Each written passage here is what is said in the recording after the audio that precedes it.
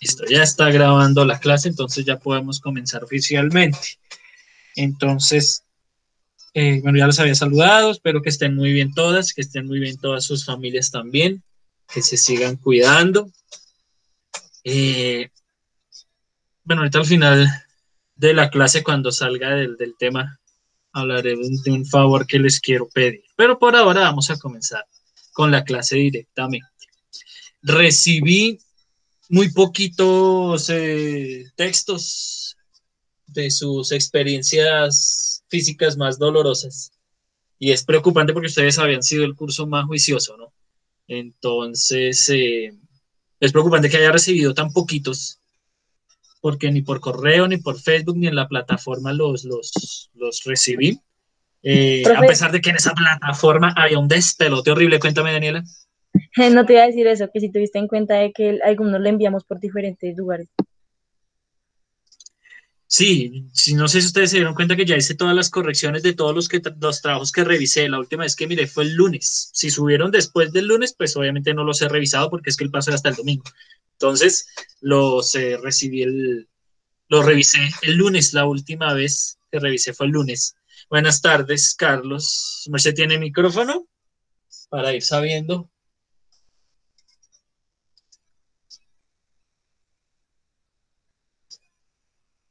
Ah, bueno, listo. Ya sé que lo puedo molestar más adelante. Bueno, entonces les decía eso, me preocupa lo poquito que me entregaron. Sin embargo, bueno, para variar, o sea, como ustedes siempre lo han demostrado, los poquitos que entregaron unos ejercicios muy bacanos, hay unos ejercicios muy, muy chéveres con unas imágenes muy efectivas, muy, muy efectivas. No salió tan chistoso como creí que iba a salir. En algún momento con el ejemplo pendejo que yo di, creí que iba a salir una babosada, pero no, los ejercicios que ustedes entregaron salieron muy buenos, salieron muy, muy buenos. ¿Eso qué quiere decir? Que el trabajo de ahora en adelante espero que siga saliendo así de bueno. A nivel literario, quiero decir. Sí, han salido unas muestras muy bacanas de lo que ustedes están haciendo, entonces ojalá que pueda seguir saliendo así el ejercicio. ¿Listo? Sobre todo, hagan de cuenta que me estoy sudando las manos con emoción, porque los temas que se vienen son complejos, se meten ya con temas más serios. Tanto esta última poetisa maldita que vamos a trabajar el día de hoy y la próxima clase, como el tema que sigue más adelante, ya sea de manera virtual todavía o de manera presencial, todos crucemos los dedos que sea de manera presencial. Entonces, el caso es que son temas que ya se meten con la realidad como objeto. Es decir, el tema principal de estos temas, valga la redundancia, que vamos a trabajar ahorita en lo que sigue, eh, se meten con el asunto de la realidad. ¿Por qué no puede entrar? ¿Qué te dice que dice o qué? ¿Por qué no puede entrar Hasblade? No sé, profe, solamente escribió en el grupo, es que nosotros escribimos que qué pasaba, que no entraban, entonces escribió que no podía. Ah, madre, pues esperemos a ver que sea un problema de red y que pueda ir ingresando, que puedan ir ingresando. Tuve problemas con mi cuenta de Facebook porque resulta que como buen perezoso, estuve compartiendo, o sea, la notificación de mi clase la compartí con el mismo meme para todos los grupos.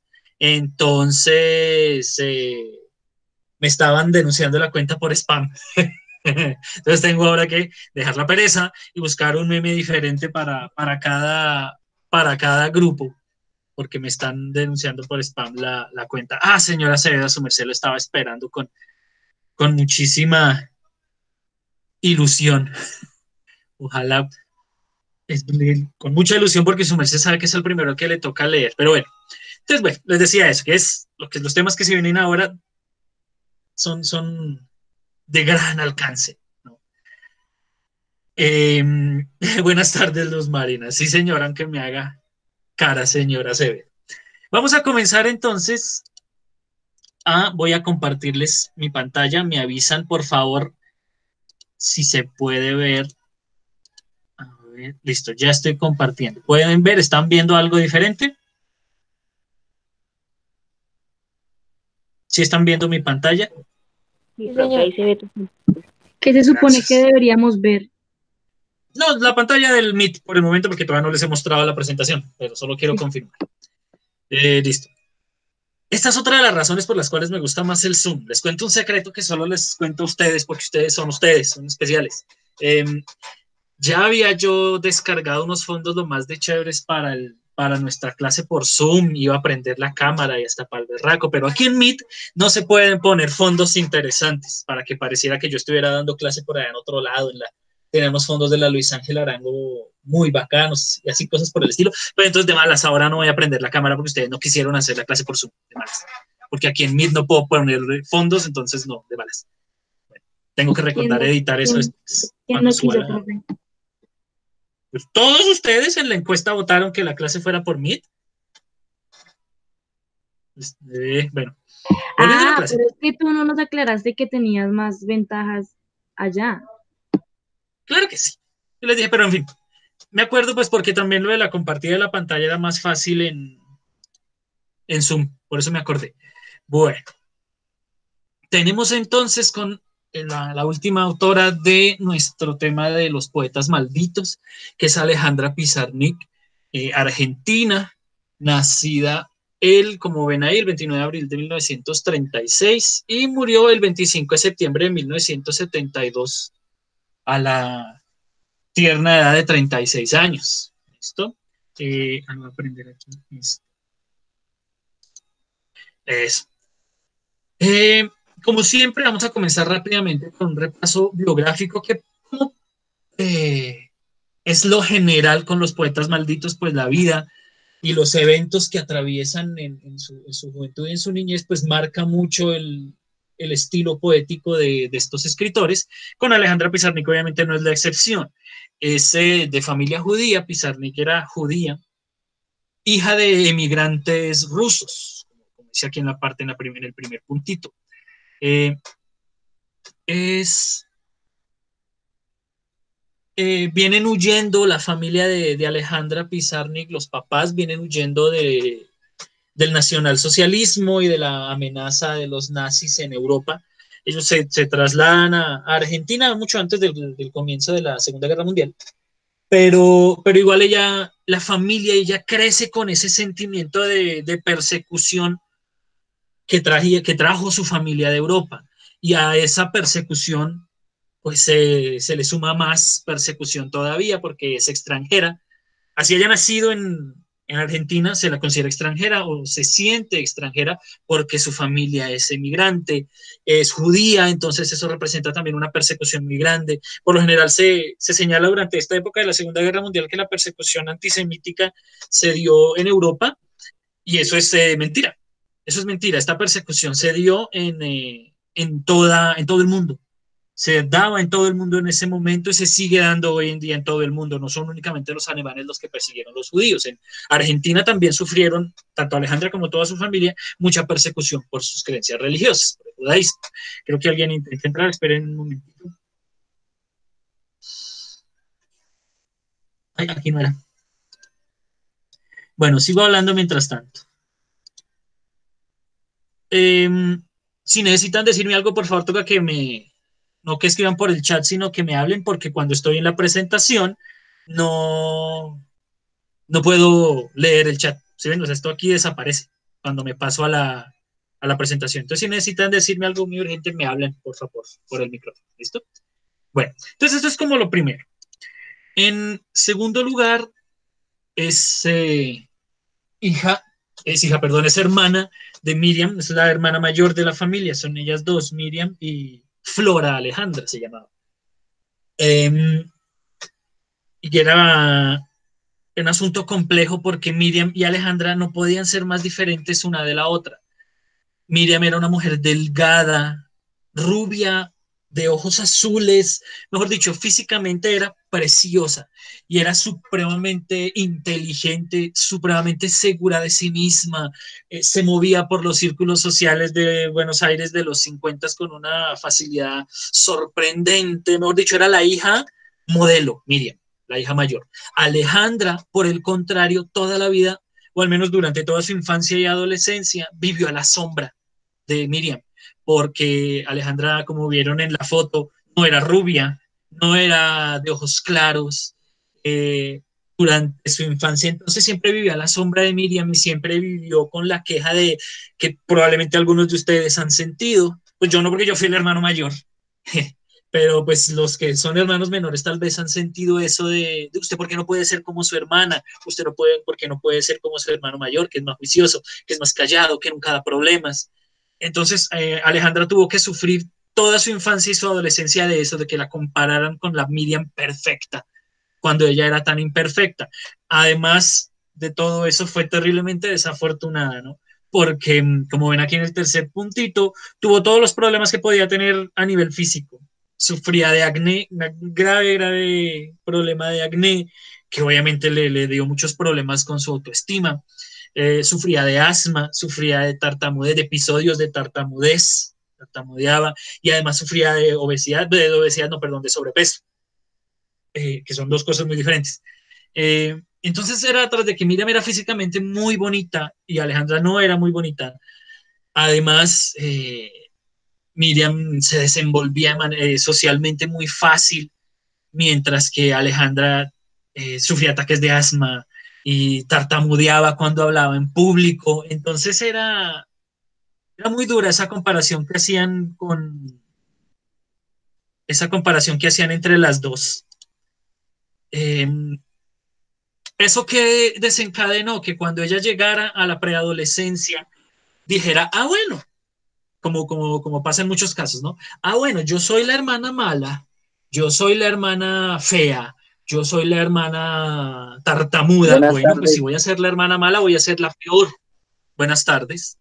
Voy a ser la peor, ¿sí? Esa es la decisión que toma Alejandra y entonces se inventa un personaje completamente opuesto al de su hermana. Si su hermana se porta siempre muy bien y siempre guarda las formas y es respetuosa, Alejandra busca pleitos, es grosera, es irresponsable en el colegio, se mete todo el tiempo en problemas, ¿sí? Entonces ella se mete de verdad en el personaje de ser completamente opuesta a Miriam y se convierte en un escándalo en la sociedad de la época, pues no en la sociedad argentina, pero al menos en la ciudad donde vivían. Eh, Porque pues claro, las mujeres en los 50 en general en todo el mundo y particularmente en Argentina, que era donde vivían, pues eran muy elegantes, muy recatadas, calladitas, juiciosas, ¿sí? Entonces Alejandra es un escándalo porque porque es eso, es la niña problemática, la que siempre se mete en problemas, entonces es un escándalo. Y la familia pues obviamente vive avergonzada de Alejandra y cosas por el estilo, ¿no? Entonces, aquí empiezan estos que están subrayados, son porque ya son claves en entender de dónde surge la poesía de Alejandra.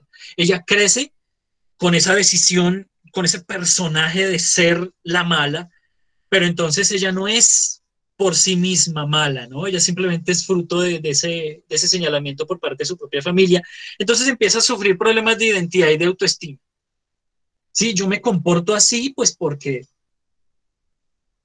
hombre, así me han obligado a sentirme, pero esta no soy yo. O sí soy yo, no soy yo, ¿será que yo no soy suficiente? Es un problema muy complejo y que pues se desemboca en lo que decía acá, que es la necesidad de reconocimiento por parte de los demás. Necesita que los demás le estén prestando atención. Y como ella no puede hacer que le presten atención por ser bonita ni por ser juiciosa, porque Miriam es mucho más bonita y juiciosa, entonces ella decide llamar la atención por lo negativo, porque ella siente una necesidad de que la reconozca. Se gradúa al final del colegio después de mucho pelear y después de mucho sufrir y empieza a pasar por muchas carreras precisamente por este problema de identidad que tiene. Comienza a estudiar letras, después estudia filosofía, después estudia periodismo, después entra a una cátedra de arte, en fin, entra por muchas carreras en medio de esa búsqueda de su identidad y de ese problema y de esa necesidad de reconocimiento. Tanto en el colegio como después en la universidad empieza a leer muchísimo literatura y empieza a leer muchísimo filosofía. Entonces lee a Sartre, lee a Kierkegaard, que lo vamos a nombrar ahorita más adelante, lee a muchos autores de la literatura y de la filosofía, principalmente existencialistas, que ya ahorita más adelante vamos a ver eso qué carajos quiere decir. Eh, Desde muy pequeña, para tratar su problema de sobrepeso en algo que era muy común en los 50, Alejandra tomaba muchas anfetaminas. Las anfetaminas son drogas fabricadas que ayudan, o sea, que se utilizaron durante muchos años para ayudar a bajar de peso. Se utilizaron durante muchísimo tiempo para eso sin saber que eran terriblemente adictivas. Obviamente pues ya se dieron cuenta y eso hoy en día está supuestamente controlado, aunque muchas medicinas de hoy en día para el control del sobrepeso siguen teniendo anfetaminas. Pero el caso es que ella pues como desde tan pequeña quería bajar de peso para mejorar su imagen, desde muy joven se volvió adicta a las anfetaminas. Más adelante en su vida, cuando empieza a confrontar su identidad, a confrontar su personalidad, empieza a sufrir ataques de ansiedad y entonces se volvió adicta a los barbitúricos, que son drogas que ayudan o ansiolíticos también, que son drogas que ayudan a controlar la ansiedad, que ayudan a controlar la depresión y cosas por el estilo. En los últimos años de su vida, visita París, viaja a París y se está más o menos 2 años en París estudiando, estudia en la Sorbona y relacionándose con todos los escritores de la época. Establece amistad con Octavio Paz, con Julio Cortázar y con muchísima otra gente muy popular en el ambiente literario de la época allá en París. Sin embargo, toda esta visita a París sigue siendo una búsqueda de su identidad que no da resultado porque el escenario literario le aplaude que ella sea la desobediente, le aplaude que ella sea la rebelde. Y eso lo único que hace es sumirla más en ese problema de identidad, porque ya no sabe si es la rebelde o ya no sabe si es rebelde porque los demás quieren que ella sea rebelde, es un problema. Entonces, no es en gran medida a nivel personal, a nivel psicológico, infructuosa su visita a París. Y entonces decide regresarse a Buenos Aires, donde se comete su primer intento de suicidio en 1970 y se interna varias veces, al menos 3 veces, en centros psiquiátricos pues para su depresión. Al final, en 1972, se quita la vida ingiriendo 50, ¿qué? 50, 30, bueno, una cosa así, una cantidad absurda de ansiolíticos, de barbitúricos, y se quita la vida a los 36 años, bueno, como ya hemos visto en la fecha, el 25 de septiembre del 72. Ahí se muere. Listo. Eso es ya todo lo que voy a decir. Mentira, no es cierto, no es todo lo que voy a decir, pero es todo lo que voy a explicar en cuanto a la vida, a la biografía de Alejandra Pizarnik. ¿Listo? Vamos a pasar a su poesía. Entonces, ¿quién será el que quiere hacer de voluntario para leer el poema Ser Incoloro de Alejandra Pizarnik? Cualquier señor Acevedo que ya estaba sentenciado desde hace rato puede ser.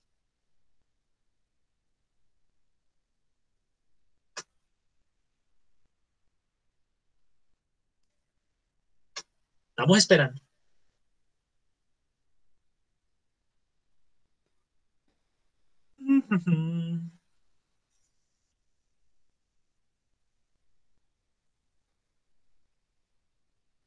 Ahora sí, ahí tiene, háganos ese favor.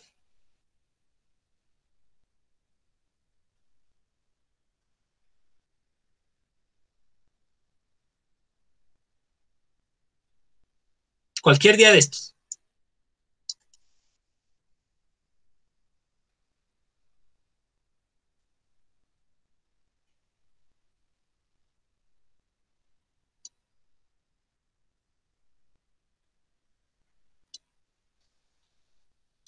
Ser incoloro de Alejandra Pizarnik, este que está aquí, debería estar apareciendo en la pantalla en este momento.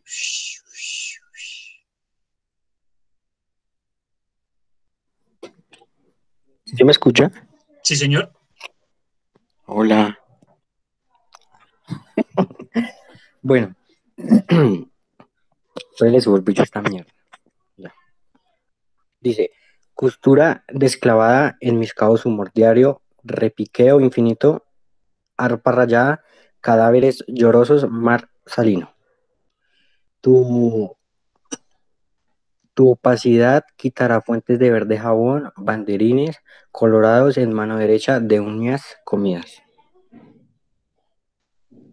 Muy bien, muchas gracias. Voy a pasar otra vez donde ustedes. ¿Qué carajos es eso? ¿Qué diablos quiere decir Alejandra con este poema tan, tan raro, tan diferente, digamos, a lo que habíamos leído hasta ahora? Cualquiera, el que quiera puede escribir o puede hablar. ¿Qué diablos es esto?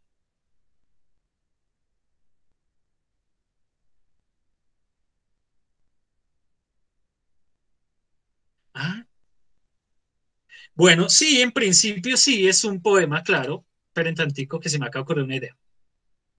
En principio, obviamente, sí es un poema, pero me refiero, obviamente, de, a de qué trata.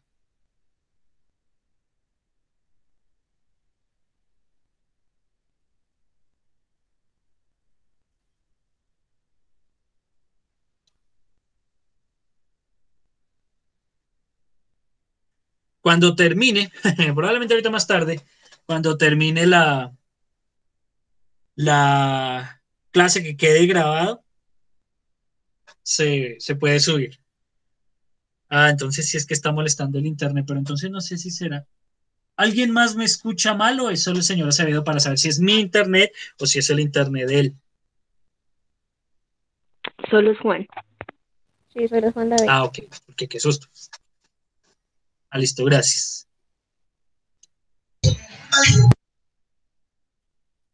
Regáleme un momento, espérenme un momento.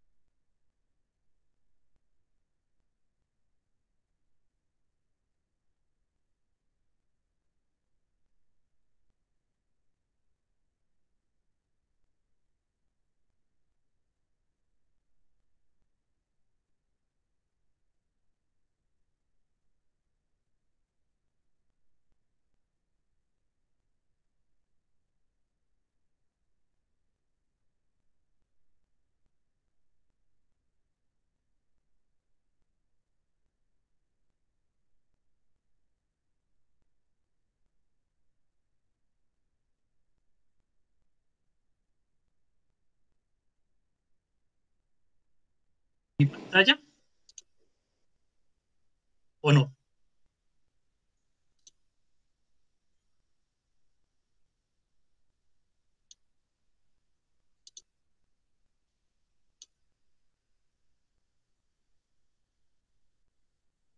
Listo. Volvemos entonces, qué pena por la pausa, por el desorden.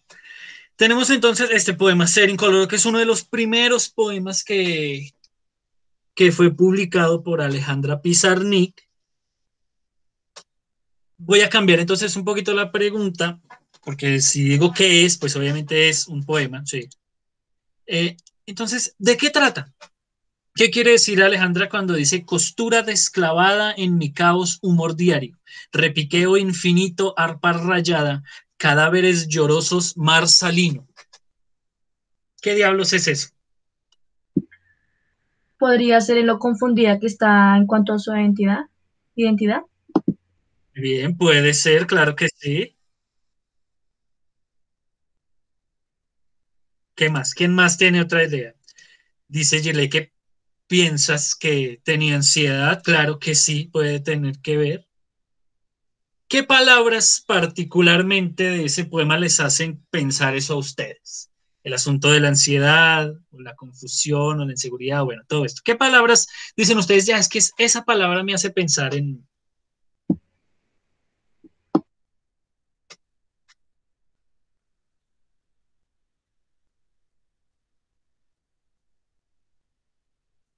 O admitan lo que está pasando acá en este momento. Uñas comidas, vale, listo. Eso es una señal de ansiedad, tienes toda la razón.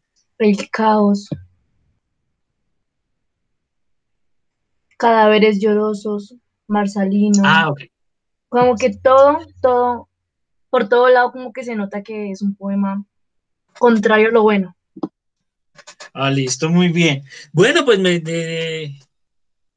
no están demasiado lejos del asunto, sino que pues están acostumbrados a una poesía muy figurativa, que es la que veníamos trabajando hasta ahora, en la que las relaciones que se establecen entre el objeto y lo que denota son muy directas. Lo que pasa es que, como ven aquí ustedes en esta partecita, Alejandra era una escritora también que había leído mucho surrealismo. Es casi que literalmente heredera de los poetas malditos porque leyó mucho a Antonin Artaud, de hecho tradujo a Antonin Artaud del francés, leyó mucho Rimbaud, mucho Verlaine, entonces es una escritora altamente surrealista, lo que quiere decir que utiliza unas metáforas muy abstractas. La relación que hay entre las palabras que ella dice y la realidad que está narrando solo la entiende ella o alguien que conozca muy bien cuál es el proceso que está llevando ella a través. Ya como les había, o sea, la impresión que quería dar con algún meme que compartí hace rato es que si la poesía de Silvia les parecía enredada, la poesía de Alejandra es mucho más compleja, porque las metáforas de Silvia son muy directas. ¿Sí? Entonces estamos en Papi hablando de que ha vivido 30 años en un zapato, entonces uno puede establecer la metáfora muy fácil. Pues que estar encerrado en un zapato o en cualquier lugar 30 años así apretado e incómodo, pues debe ser muy feo. Con Alejandra no funciona así de fácil. Con Alejandra la poesía es mucho más compleja, ¿sí? Este es apenas un ejemplo del enredo que puede llegar a ser la poesía de Alejandra. Yo procuré para la clase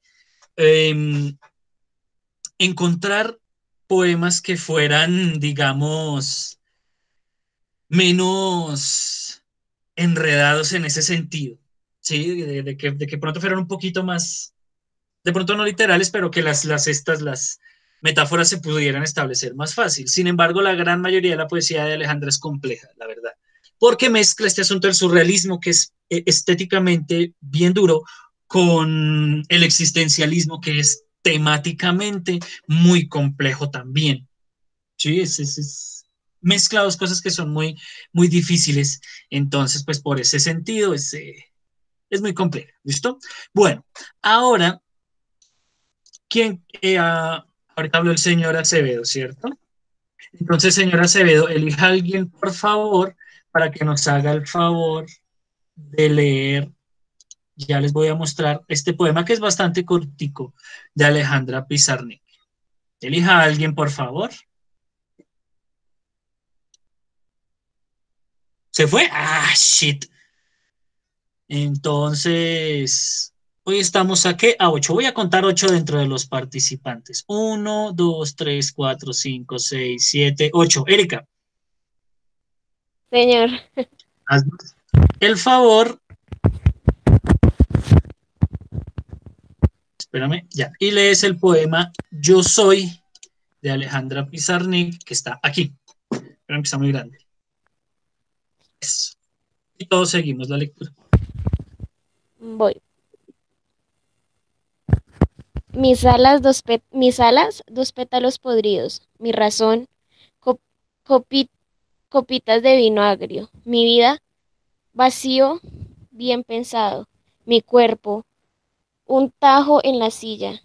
Mi vaivén, un gown infantil. Mi rostro, un cero disimulado. Mis ojos, a trozos de infinito. Muy bien, muchas gracias. No mentiras, porque igual lo tienen, lo dejé de presentar, pero igual lo tienen que seguir viendo. Eh, ¿Cuál es el tema principal de este poema? ¿Quién me quiere contar? ¿Quién es, digamos, el personaje principal, puede decirse, de este poema? Está muy fácil. El cuerpo como lo que se siente ella, como como desprecio del cuerpo hacia ella. Bueno, ese puede ser el tema, claro que sí hace parte del tema del poema, pero ojo, la última pregunta que hice, ¿quién es el personaje principal de ese poema? Pues es ella. Ella, sí, es muy fácil, el poema se llama Yo soy. Ese es precisamente el tema principal, pero como bien lo decían, no es simplemente una descripción física o de las emociones que tiene Alejandra. Vean la relación que se establece en la personalidad de Alejandra. ¿Qué es lo primero que ella habla de sí misma? De sus alas. La última vez que miré, voy a volver a mirarme la espalda, nosotros no tenemos alas. ¿Qué quiere decir Alejandra cuando arranca hablando de sus alas? De la Solo libertad. en esas dos palabras. Puede ser de su libertad, ¿qué más? De a dónde va a llegar por sus propios méritos. Ah, exacto, de dónde puede llegar ella misma por sus propios méritos, porque sus alas serían como el símbolo de dónde ella misma puede llevarse, muy bien. En todo caso, estos dos primeros palabritas, este primer verso, hablan de algo positivo por ahora, ¿no? Tener alas, uno diría, pues sería chévere. Se ahorra uno el pasaje, si tiene uno alas, ¿no? Sin embargo, inmediatamente después describe sus alas como dos pétalos podridos. Eso no es tan positivo, ¿no? Entonces, vean la relación que establece entre la descripción que hace de ella misma. Habla de algo muy bonito, muy positivo, podríamos decir, que son sus alas, pero luego las describe como algo negativo, ¿sí? Y lo mismo es en todas las definiciones que hace de ella misma, funciona la misma dualidad, la misma, si quieren, entre comillas, contradicción. Mi razón, mi inteligencia, mi capacidad de pensar, etcétera, copitas de vino agrio. Me imagino que ustedes, no, entre ustedes no, porque ustedes son muy chiquitos para tomar, obviamente, ¿no? Pero el vino agrio les debe sonar sabrosísimo, ¿cierto que sí? No, Obviamente no, entonces, obvio no. Entonces uno dice, pucha, su razón, que supuestamente debe ser algo importante, algo valioso, ser muy inteligente, no, son copitas de vino agrio, pequeñas agruras, pequeñas amarguras, podríamos decir. Lo mismo, mi vida, que debería uno pensar que es algo positivo, es un vacío bien pensado. Mi cuerpo, uno pensaría que una persona normal, pues no me enteras, no normal, pero común y corriente más bien, que no es lo mismo ser normal que ser común y corriente, pues no hablaría mal de su cuerpo. Sin embargo, ella define su cuerpo como un tajo en la silla. Esa imagen es muy diciente de cómo piensa ella de su propio cuerpo. Un tajo en la silla, algo que daña la silla. Meterle una puñalada, darle un tajo a una silla, estirársela, es dañarla. ¿Sí? Se daña el cojín, o si es de plástico, pues le abre un hueco, la parte, qué sé yo. Su cuerpo daña la silla en la que se siente, es durísimo. Habla mucho de la imagen que tiene ya de su propio cuerpo. Y la penúltima imagen va con el mismo tono. Dice, mi rostro, un cero disimulado. Buenísimo, buenísimo. Pues ojalá que ustedes no hayan pasado por ese dilema de autoestima, aunque yo sé pues que en la adolescencia, la preadolescencia y la adolescencia pasan mucho por ese proceso del descubrimiento de la identidad, pero qué duro debe ser, quiero que lleguen a esa sensación que ojalá no hayan sentido de primera mano porque es muy fea, de verse al espejo, de ver su rostro y ver un cero. Imagínense la situación emocional de Alejandra, que está escribiendo este poema, vean aquí, no, aquí no está la fecha, en 1900, esperen que yo lo tengo aquí en mi libro. Este libro salió en 1956. Es decir, ella no tenía ni 20 años cuando escribió esto, cuando escribe mi rostro, un cero disimulado. Imagínense la situación emocional de una persona que se mira en el espejo y en su cara ve un cero, ahí disimulado, como que me pongo cosas para que no se note que es un cero. Eso es una imagen personal, una autoimagen muy compleja, ¿sí? Y sin embargo, ¿qué emoción les llega a ustedes con estos últimos versos? Mis ojos, trozos de infinito. ¿Qué emoción creen ustedes que hay ahí? Los escucho o los leo. Mis ojos, trozos de infinito.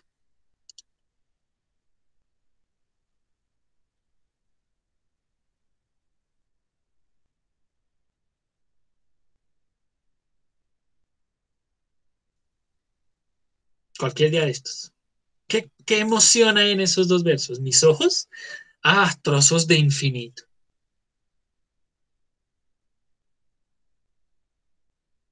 No sabes, no pasa nada. ¿Qué piensan? ¿Qué creen? No es cuestión de saber, es cuestión de creer. ¿Qué concepto tienen ustedes del infinito? O sea, Eso es lo que muy debería profundo. mover sus emociones. Que es O sea, una profundo. mirada muy Entonces, profunda. bueno, muy profunda, que es enorme. ¿Sí? Entonces, ¿qué emoción les llega cuando ella dice que sus ojos son un trozo de eso profundo o que son un trozo de eso enorme? ¿Es negativa o positiva esa imagen? ¿O que están vacíos? Muy bien. Tal vez Creería está yo, conforme con su mirada. Muy bien. creo yo que Dime. podría, como que al mirarla, solo con mirar sus ojos, se puede ver todo lo que ella está padeciendo, como sufriendo por no quererse, como Por ejemplo. todo. Qué bien. Esa interpretación está muy bien. ¿Sí ven? Es, vean que de todos modos, exacto, que reflejan tristeza, puede ser, en fin, el caso es que esta última imagen es la más dura de todas, ay, aquí no era, es la más dura de todas porque nos deja la duda, ¿sí? Digamos, en los versos anteriores nosotros vemos que está, como lo decía Girley, su autoestima está paila, está por los suelos, sin embargo, este último verso abre un espacio a la posibilidad de que tal vez ella crea que sus ojos son muy profundos, que ella crea que sus ojos son muy bonitos, que sus ojos revelan todo lo que tiene por dentro, que ella a través de sus ojos puede comunicar su dolor. ¿Sí ven? Es una manera magistral de cerrar de cerrar el poema con esos últimos versos. Ese es entonces, para que lo tengan muy presente, uno de los temas más repetidos en la poesía de Alejandra, ella misma, pero no ella misma común y corriente, sino la lucha que hay dentro de ella.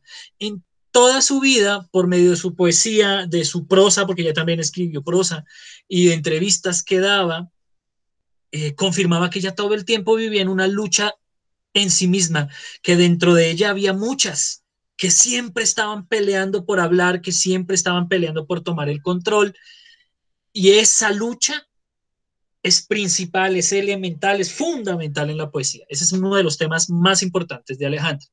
Pasamos ahora a otro poema que es mi favorito personal de Alejandra, que pues tiene, para que por si lo van a buscar después, ese nombre se repite, entonces el poema se llama Cenizas, sin embargo, como tiene varios poemas que se llaman Cenizas, es mejor que lo busquen por el primer verso, que se llama Hemos dicho palabras. Entonces, Erika, tú que nos hiciste el favor de leer, Sí, elige a alguien, porfa, para que lea ahora este poema que les voy a poner aquí, que se llama Cenizas de Alejandra Pizarnik. Elige a alguien, porfa. lo voy a elegir igual por el número que me salga acá en la lista, que no sé quién elegir. Eso, dale. 1, 2, 3, 7, 8. Carlos. Listo. Este que pongo acá. Estas tres primeras estrofas, Carlos. Desde el título hasta aquí, hasta frases como alas. Vale, profe. Cenizas.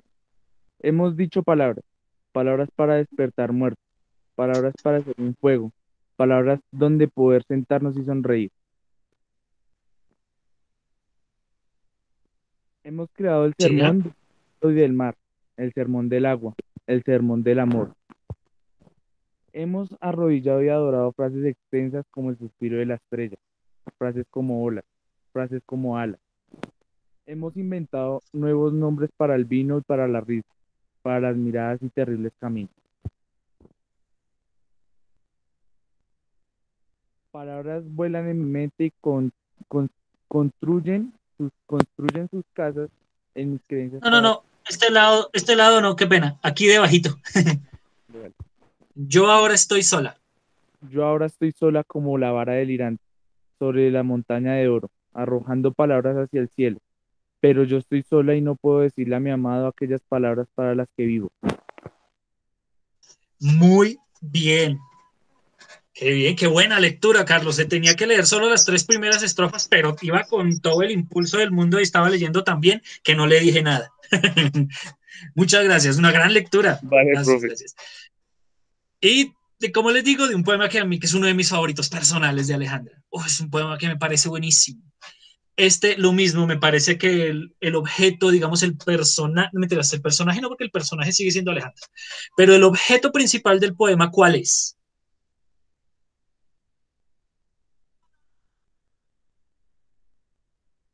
¿De qué se habla en este poema?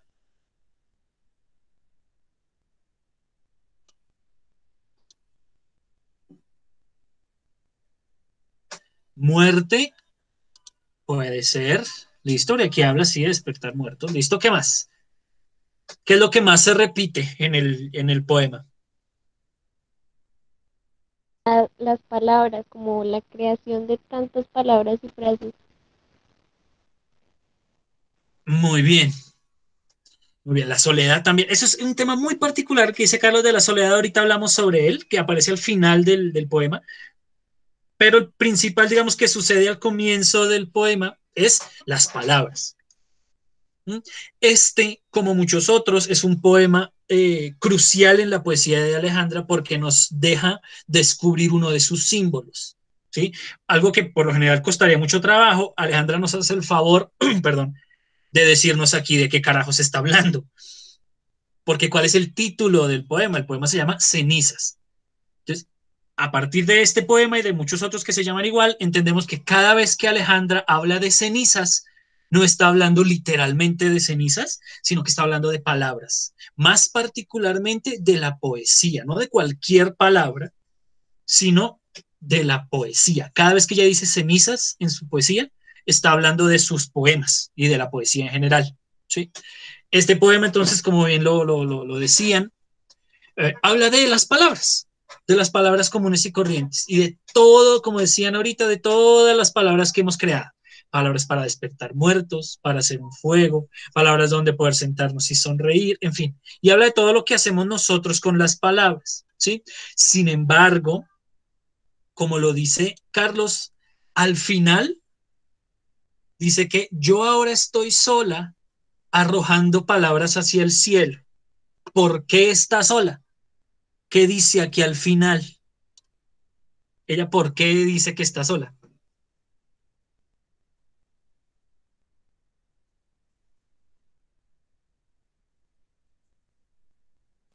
Porque como que no puede expresar lo que siente hacia una persona que ama.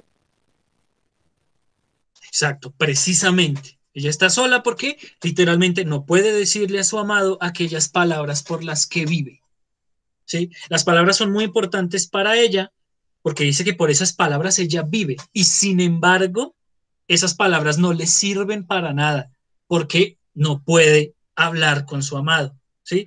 Esta lo mismo, es un tema que se repite en todos los poetas malditos. Lo veíamos en Gómez Hattin, por ejemplo, para el cual un probable Constantino Cavafis a los 19, él decía que en la mañana, que bueno, que en la noche él va a escribir poesía, pero en la mañana ese poema tampoco expresará su llanto, es decir, a Gómez Hattin la poesía no le sirve para nada. Volvemos a la misma idea aquí con Alejandra, ¿sí? Ella está sola, como la vara delirante sobre su montaña de oro, arrojando palabras hacia el cielo, con muchas palabras, con mucha poesía. Y sin embargo, a pesar de que ella tiene el control y el dominio sobre esa poesía, sobre esas palabras, está sola. porque esa poesía no le sirve para nada, porque no le sirve para llegar hasta su amada, ¿sí? Entonces, este es el segundo tema particular de la poesía de Alejandra. Las palabras y particularmente su poesía, y que su poesía no le sirve, que su poesía no le sirve para nada. De que a pesar de que escribe todo esto y de que ha leído tanto, las palabras y la poesía le son inútiles, no le sirven para nada. Que les repito, es un tema pues que ya se ha visto antes en los poetas malditos o la Sara. Listo.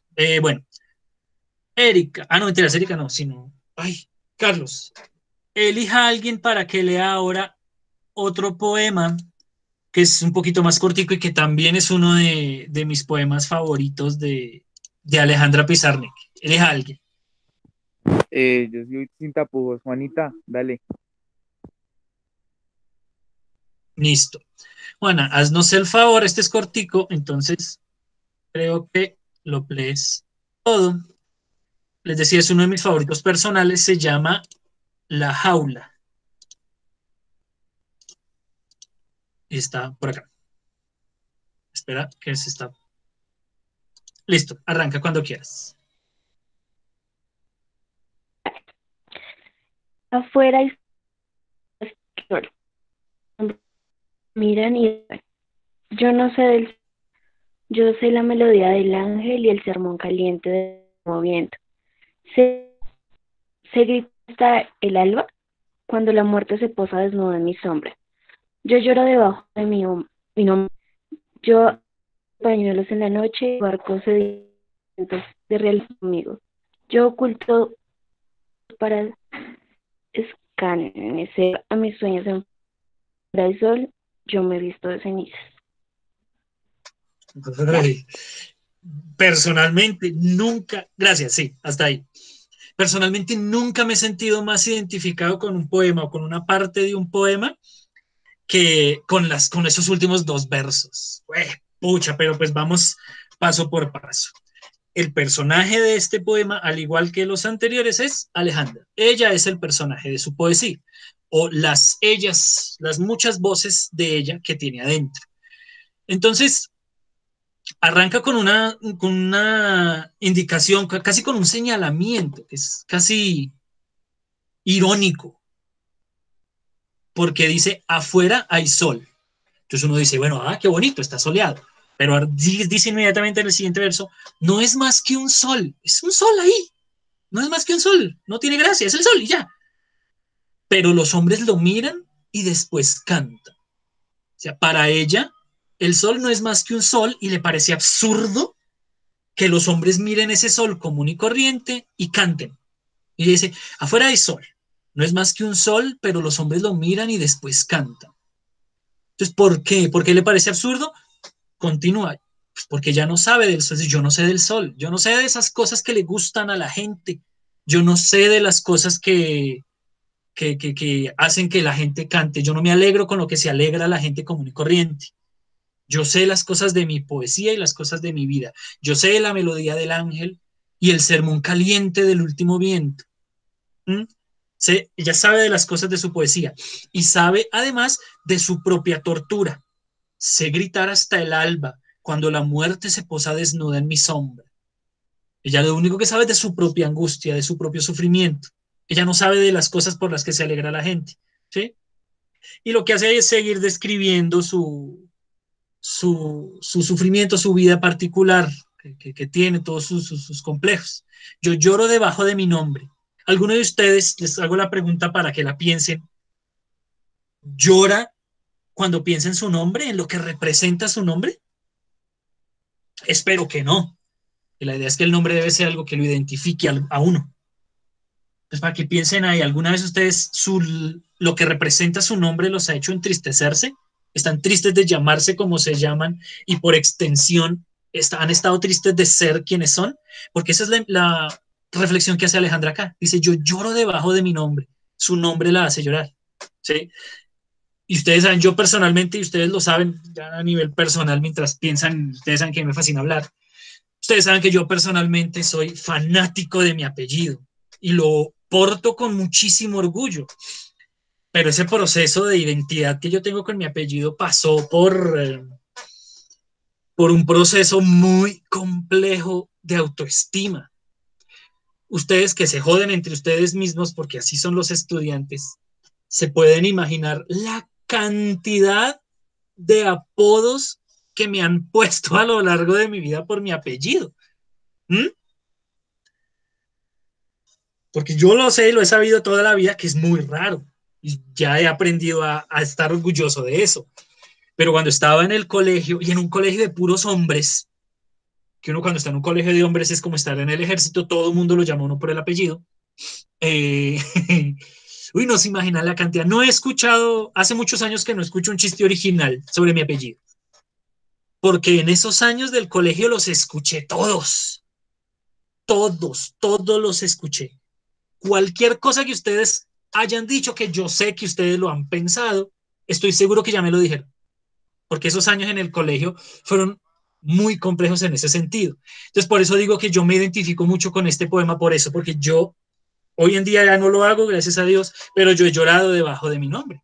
Bueno, he llorado debajo de mi apellido, pero pues ve, el, el, la sensación es la misma. A lo que voy es a eso, y es una sensación como para que comprendan la dolorosa realidad que estaba atravesando Alejandra. Al final, entonces, lo que les digo que es la parte que me parece más impresionante, vuelve a la imagen del comienzo, dice, afuera hay sol. ¿Y qué hace Alejandra? Dice literalmente, yo me he visto de cenizas, ¿sí? Pero según lo que acabamos de ver en el poema anterior, ¿quién me dice qué quiere decir esa imagen de yo me he visto de cenizas? ¿Qué quiere para ella, qué quiere decir para ella vestirse de cenizas? Esa canción no me gusta. Esta tampoco. No, esta tampoco. Esta sí. Los escucho. ¿Qué quiere decir que Alejandra, mientras afuera hay sol, ese sol común y corriente? Exacto, precisamente. A ver, háganme el favor y me hablan. Ustedes no saben la falta que me hace escucharlos. Pero efectivamente, Erika, eso es exactamente lo que quiere decir. Mientras afuera hay sol, mientras afuera la gente está alegre con sus bobadas que ella no entiende, ella se refugia en sus palabras, ella se refugia en su poesía, ella se viste de sus cenizas. Y les digo que es el fragmento de poesía con el que más me identifico precisamente por eso, porque yo hice exactamente lo mismo en esa época en la que sufrí tanto por mi apellido.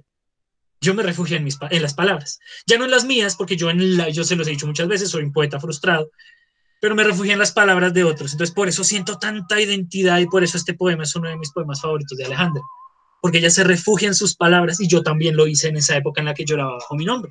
¿Sí ven? Ese es el siguiente tema que se repite todo el tiempo en la poesía de Alejandra Pizarnik, y es la diferencia que hay entre la gente y ella, en lo diferente que es ella, ¿sí? Entre que ella ve que a la gente le alegra el sol, que es una vaina común y corriente, y ella en cambio no la alegra eso, ¿sí? Entonces vamos hasta ahora, 3 temas, solo nos falta el último, que es el más complejo. Entonces vamos con 3 temas. El primero, que es ella misma, ese es el tema más repetido de la poesía de Alejandra.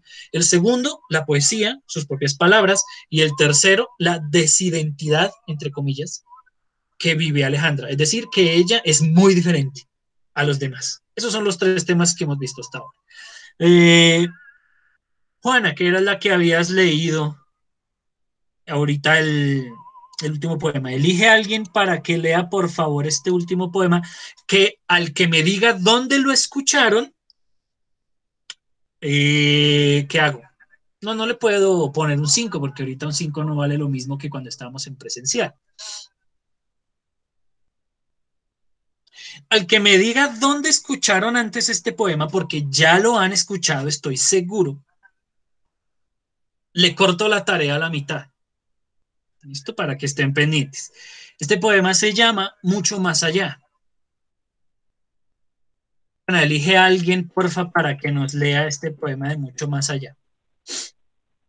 Pues, Daniel. Dale, Daniela, ya lo voy a compartir. Y no es en clase de castellano, esta es la primera vez que vamos a ver este poema. Listo. Eh, bueno, se llama Mucho Más Allá. Cuando quieras, Daniela.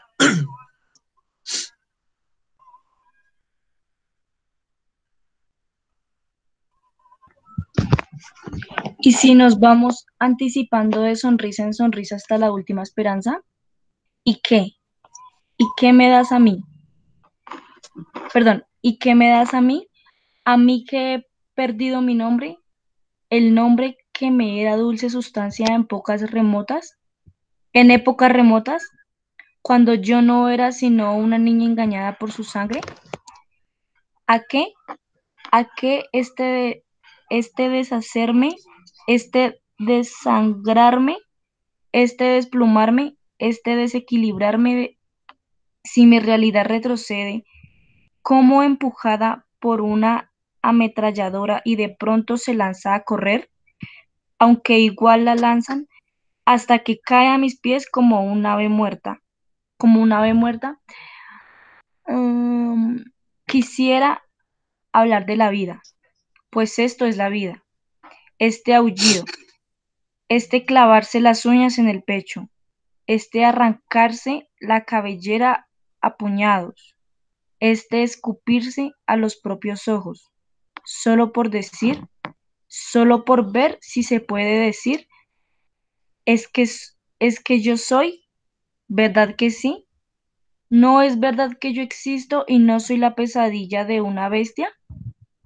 Y con las manos embarradas golpeamos a las puertas del amor, y con la conciencia cubierta de sucios y hermosos velos pedimos por Dios.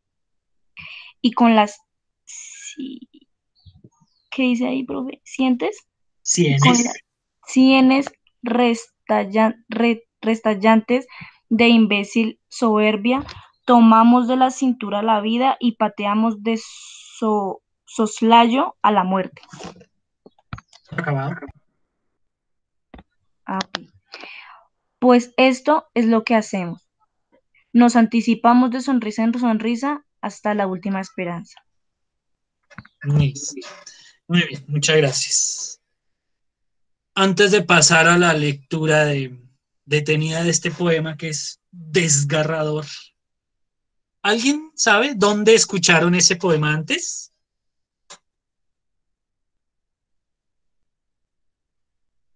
¿En las novelas? ¿En cuáles? Uy, pues pucha, donde hayan, como fuera donde de verdad aparecieran las novelas.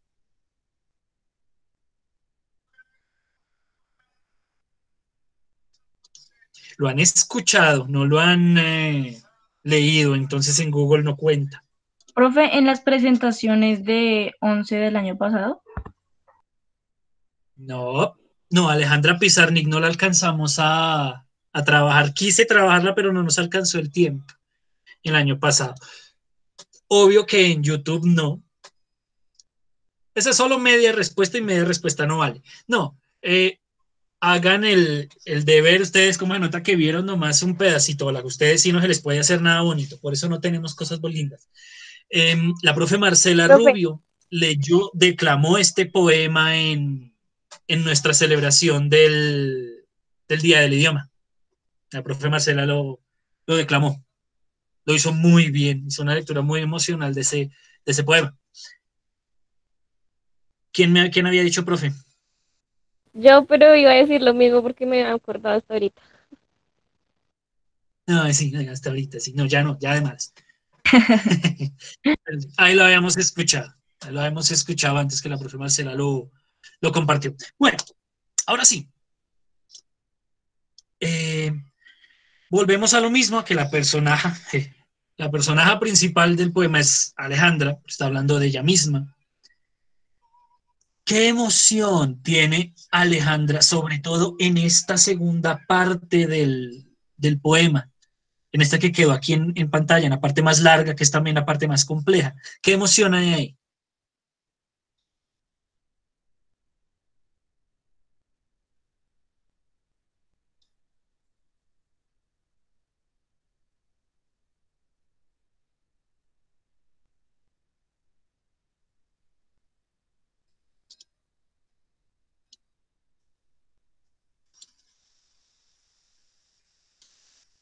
no todos. Vamos entonces a esta última parte para que les quede de pronto un poquito más claro. ¿Cómo define Alejandra la vida? Alejandra define la vida como este aullido, este clavarse las uñas en el pecho, este arrancarse la cabellera a puñadas, este escupirse a los propios ojos. ¿Qué emoción hay ahí? Desesperación. Odio. Odio, sí señor, pero a la palabra, a la que aquí está porque era la que iba a poner en la presentación. Es esa exactamente la palabra, desesperación.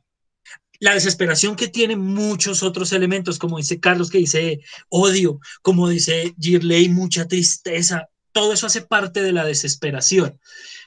Pero aquí con Alejandra, y ojo, voy a tratar de hacer esta explicación despacio porque me emociono, pero y es muy compleja. Alejandra, como ya les había dicho cuando hablamos de la biografía, lee mucho existencialismo. Es una corriente filosófica que después con Magnolia hablarán más detenidamente, yo voy a machetearla horriblemente. Tiene un concepto muy particular que es el de la desesperación. Para los existencialistas, particularmente para este señor que ya les había comentado, que se llama Soren Kierkegaard, la desesperación es un estado constante en el que podemos caer las personas. Ojo a la explicación, trataré de hacerla despacio. En nuestra vida cotidiana, nosotros vivimos en una tensión, en un equilibrio entre lo finito y lo infinito. Lo finito, como por ejemplo nuestro cuerpo. Nuestro cuerpo tiene límites que nosotros no podemos sobrepasar. Y lo infinito, como por ejemplo nuestra imaginación. Nuestra imaginación no tiene límites. ¿Sí? Nosotros vivimos todo el tiempo entre eso, entre los límites, por ejemplo, de que en este momento yo tengo que estar obligatoriamente en clase, eso es lo finito, pero lo infinito que es que nadie me obliga a prestarle atención al profesor. Mi atención es infinita y no tiene límites. Si no quiero prestar atención, no presto atención. ¿Sí ven? Todo el tiempo, según el existencialismo, según Kierkegaard, vivimos entre esos dos extremos. Cuando una persona se inclina hacia alguno de esos dos extremos, se desespera.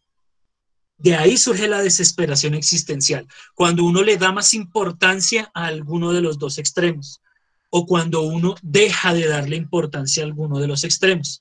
Entonces, cuando una persona común y corriente deja de prestarle atención, por ejemplo, a la finitud de su cuerpo, es decir, cree que es inmortal o no respeta los límites de su cuerpo, se desespera, porque entonces empieza a beber mucho porque cree que es inmortal, empieza a consumir drogas porque cree que es inmortal, ¿sí? No tiene en cuenta los límites de su cuerpo. Y todos estos problemas que ocasiona esto, esta desesperación surge de ahí. Con Alejandra pasa precisamente eso. Ella tiene un problema de autoestima con su cuerpo y con su personalidad, con lo finito. Y ella tiende hacia lo infinito que es su poesía, porque la poesía no tiene límites, la poesía es infinita. ¿Sí? Entonces, en ese desequilibrio hace que Alejandra se desespere. Y fruto de esa desesperación es este y muchos otros poemas. Este fragmento en particular. Ella describe la vida como ese aullido, ese clavarse las uñas en el pecho, como todas estas cosas tan feas, porque ella está desequilibrada en ese sentido. ¿Sí? Y peor aún, porque ella se inclina hacia la poesía, pero nosotros ya vimos que para ella la poesía no le sirve. Entonces es doble desesperación, porque está inclinada hacia algo infinito, pero ese infinito no le sirve para nada. Entonces es una desesperación muy dura, ¿sí? Y por si no fuera poco, como si no fuera suficientemente terrible esa desesperación. Creo que no sé si ya les había hablado de esto, Alejandra sufre de síndrome de personalidad límite, que es precisamente la descripción de la desesperación existencial. Una persona con síndrome de personalidad límite no conoce, no entiende el punto medio. Para una persona con síndrome de personalidad límite, algo es 100% bueno o 100% malo, y ya. Entonces, si ella se inclina 100% hacia su poesía, eso la desequilibra, como dice acá. Y ese desequilibrio es uno de los temas principales de su poesía. ese desequilibrio que le ocasiona su condición clínica, con esa desesperación existencial, llega a un desequilibrio y ella trata de exorcizar ese desequilibrio en su poesía. Por ese desequilibrio es que ella escribe este poema de Mucho más allá. El último poema que escribió, que lo encontraron en el tablero que le habían puesto en el cuarto del psiquiátrico donde estaba, encontraron el último poema que escribió y dice más o menos así como, bueno, tampoco, yo lo tengo acá, para podérselos leer textualmente. El último poema que ella escribió en su vida, que refleja ese desequilibrio y esa desesperación, dice: no quiero ir nada más que hasta el fondo. Eso es lo último que escribió Alejandra Pizarnik en su vida. No quiero ir nada más que hasta el fondo. Eso demuestra el desequilibrio en el que ella estaba viviendo, mezclado pues por todas las situaciones de su vida personal, por la baja autoestima que tenía, por el síndrome de personalidad límite, por esta desesperación existencial que estaba sufriendo. Entonces, pues eso es básicamente el último de los temas. Volvemos a la presentación para ver rápidamente los temas. El primero de los temas, ella. Ese es el primero. El segundo, la poesía o las palabras, que le repito que ella utiliza el símbolo de las cenizas para referirse a las palabras. El tercero, que es esa desidentidad, lo diferente que es ella de los demás. Y el último, ese desequilibrio en el que ella vive, desequilibrio en todos los sentidos, emocional, físico, personal, pero un desequilibrio en con todas las letras. Eso es básicamente la poesía de Alejandra Pizarnik. Es una poesía visceral, es decir, que las emociones, como ustedes se dan cuenta, no están medidas. No se pone a edulcorarlas, a maquillarlas. Ella bota sus emociones tal cual como son. Imagínense la desesperación que tiene que tener alguien para arrancarse su cabellera, por ejemplo. Eso es una muestra de lo visceral que era la poesía de Alejandra. Durísima. Eso es una poesía muy, muy compleja. ¿Listo? Debe haber 1.000.000 de preguntas. ¿Alguien quiere expresar alguna de ellas? Profe, ¿ella estaba loca por esos síndromes o porque estaba en el psiquiátrico? Pero si ya no era un peligro, porque estaba ahí. Bueno, eso es porque la definición que dice síndrome borderline fue suprema y groseramente reducida. Pero el síndrome borderline, de hecho, se llamaba borderline. De hecho, están intentando cambiarle el nombre, porque es que está en la delgada línea entre la neurosis, que son problemas psiquiátricos leves, entre comillas, y la psicosis, que ya son problemas mentales serios, la esquizofrenia y todo esto. Entonces, esa es una situación psicológica muy compleja. Esta descripción del desequilibrio es apenas un síntoma del borderline. Las personas de borderline tienen una imagen personal muy baja. Ellos se creen lo peor. Tienen una imagen muy mala de ellos mismos y en ese sentido se hacen daño a ellos mismos. Entonces, por eso pues, Alejandra intentó suicidarse en 1970, por ejemplo. Ellos se cortan, cosas por el estilo, se hacen daño, precisamente porque tienen una imagen personal muy, muy mala. Entonces, técnicamente sí podrías decir que ella estaba loca, que lo mismo es otro gesto que se repite en todos los poetas malditos, todos tienen un desequilibrio emocional.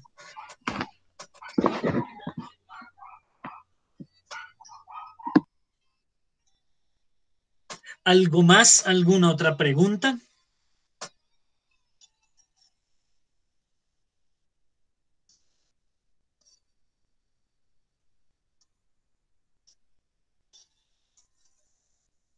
Listo.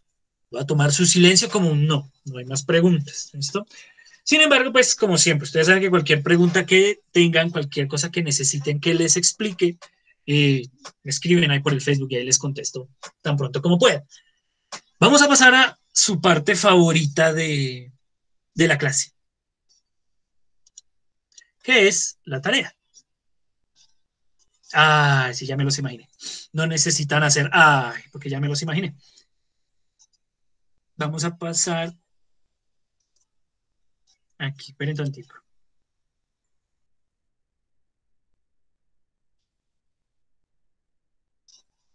Entonces, les explico la tarea. ¿Qué es lo que tienen que hacer? Tarea. Pero no, en blanco no se ve amenazante. Tiene que verse amenazante. Entonces, en rojo, en negrita y grande. O sea, se ve más amenazante. En fin. Van a hacer su propia versión personal de yo soy. ¿Cómo la van a hacer? Oh, aquí me pareció que alguien escribió, sí.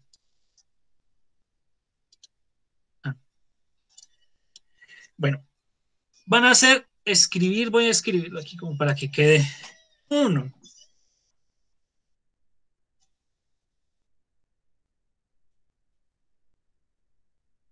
¿Cómo van a escribir su versión personal de yo soy?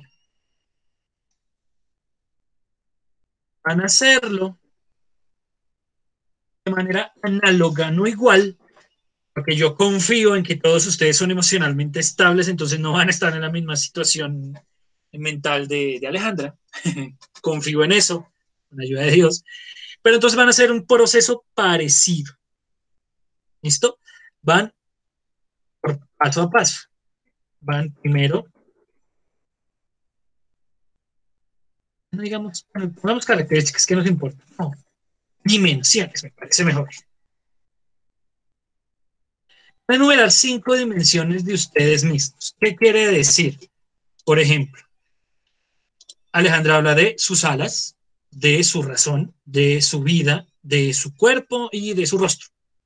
Esas son dimensiones de ella, dijéramos casi partes de ella. Ustedes van a elegir 5, las que quieran, sean que sean positivas o negativas, no importa. 5 dimensiones de ustedes mismos. Entonces, su risa, su cuerpo, su imaginación, su esperanza, bueno, ustedes verán. 5 dimensiones, 5 partes de ustedes. Pueden ser físicas, vean que Alejandra mezcla su rostro y sus ojos, que son físicos, con su razón y su vida, que son intangibles. Pueden hacer eso. Pueden ser 5 cosas físicas, pueden ser 5 cosas psicológicas, o alegrías, o tristezas, o aburrimiento, lo que sea. Cualquiera. El caso que eligen 5. Después de enumerar esas 5 dimensiones personales, las van a comparar.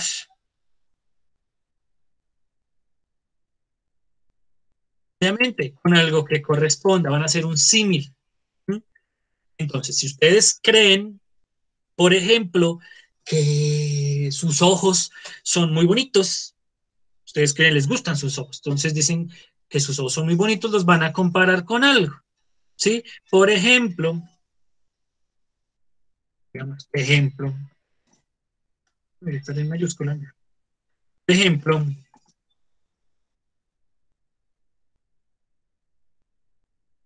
como 2 soles. Es gracioso porque ese ejemplo en la poesía de Alejandra Pizarnik querría decir que sus ojos son feos, pero pues bueno, no me voy a meter allá porque se enredan más. Ese es otro símbolo que utilizó Alejandra, que es el sol. Pero en fin, eso. Y lo mismo con cada uno. Entonces, mis ojos son como soles. Si entonces están aburridos de ser tan panzones, entonces escriben, mi barriga es como... ¿Qué puede hacer estorbo? A mí mi barriga no me hace estorbo. Estoy orgulloso de mi barriga, pero ¿qué le hace estorbo a uno? No se me ocurre ahora nada. Se me ocurren solo cosas buenas acerca de mí mismo. Eso es lo malo de tener buena autoestima. y,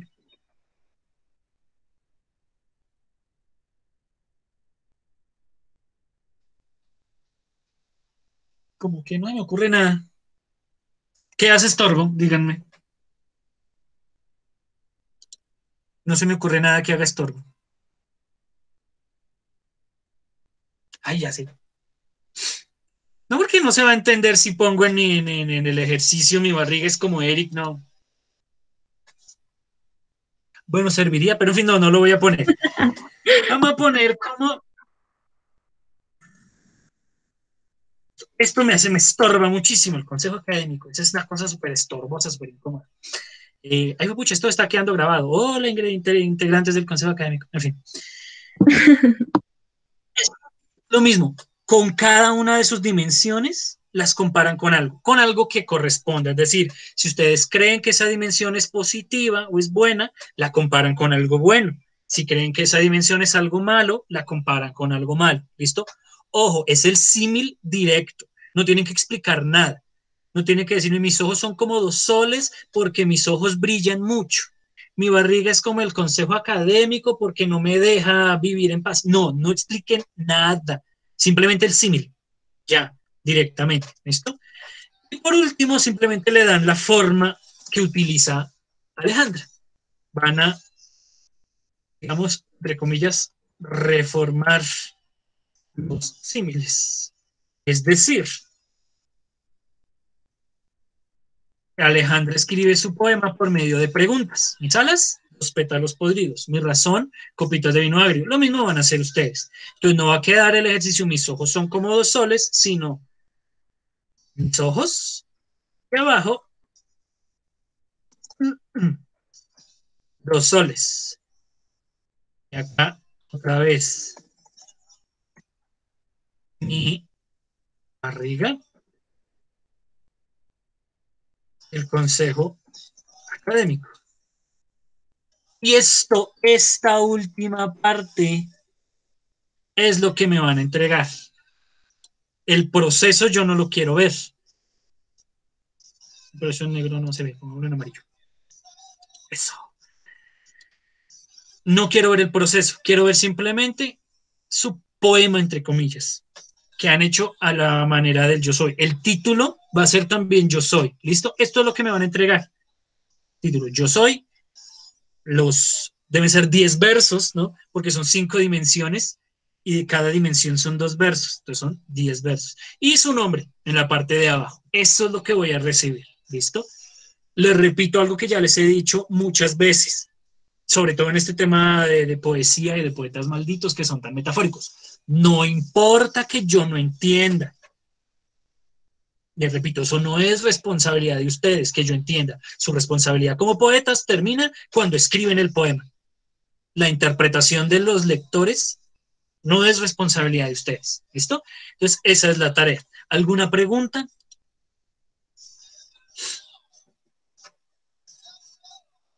¿O queda claro qué es lo que quiero de tarea? Aparte de la fecha, ahorita les doy la fecha. Todo claro. ¿Listo? Sí, Bueno, señor. la fecha. Voy a dejar de grabar acá la clase, entonces técnicamente aquí termina la clase. No se vayan a ir porque necesito pedirles un favor, pero sin embargo voy a dejar de grabar en este momento.